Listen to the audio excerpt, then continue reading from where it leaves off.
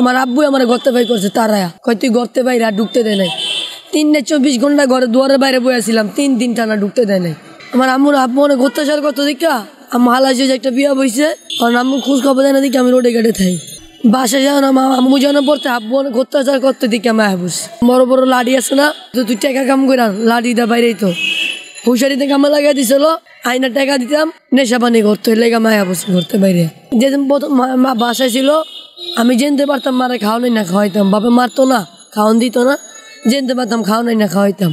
মায়ের প্রতি কোনো অভিযোগ আছে তোমার? না মায়ের প্রতি আমার কোনো অভিযোগ নাই। অভিযোগটা কার প্রতি? আব্বুর প্রতি অনেক।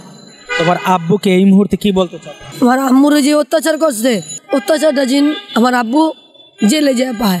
মা ছাড়া বাবা ছাড়া এই রাস্তায় থাকতে কেমন লাগে? খারাপ লাগে না, মারে দেখতে পারি না, অনেক সময় কান্দি বইয়া বইয়া। আমার একটা ছোট ভাই আছে ওর আব্বু আমার জেডিরা টাকা বা পালক দিয়ে দিচ্ছে দেখি আমি বইয়া বইয়া কান্দি রোডে।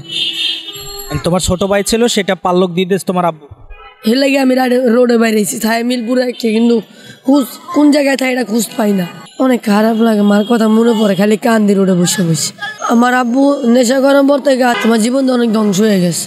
তোমার জীবনটা নষ্ট হয়ে যাওয়ার পিছনে সবচাইতে দায়ী করবা কারে তুমি? আমার আব্বুরে। মায়ের কাছে ফিরে যেতে মন চায়? জি। মাকে পেলে কি করতে? মাকে পেলে অনেক কান্দাকান্দি করতাম রোডে বসে, অনেকে মারে অনেক অনেক কিছু করে। ছোটবেলায় কি পড়াশোনা করার ইচ্ছা ছিল? জি, পড়তে পারি নাই, আমার আব্বু আর করায় নাই। পড়ালেখা করে কি হবার ইচ্ছা ছিল? আমার পড়ালেখারও একটা সাধারণ ব্যবসার অথবা কিছু লেখার একটা ইচ্ছা ছিল। এই যে পড়ালেখা করতে পারলা না, এখন নিজের কাছে কেমন লাগে? অনেক খারাপ লাগে।